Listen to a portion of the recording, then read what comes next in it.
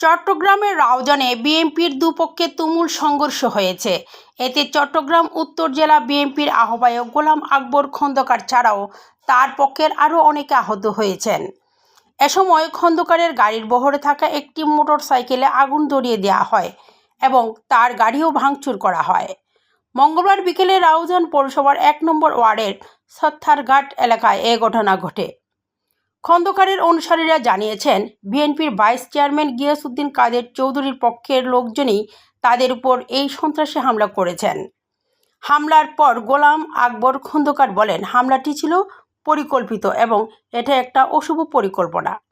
এদিকে ঘটনার পরপরই গোলাম আকবর খন্দকারের অনুসারীরা ঘটনাস্থলে একটি বিক্ষোভ মিছিল বের করেন। বর্তমানে রাউজানে থমথমে পরিস্থিতি বিরাজ করছে। ঘটনাস্থলে আইন শৃঙ্খলা রক্ষাকারী বাহিনী তৎপর রয়েছেন। ঘটনার বিষয়ে যোগাযোগ করা হলে রাউজান থানার ভারপ্রাপ্ত কর্মকর্তা ফোন বন্ধ পাওয়া যায়।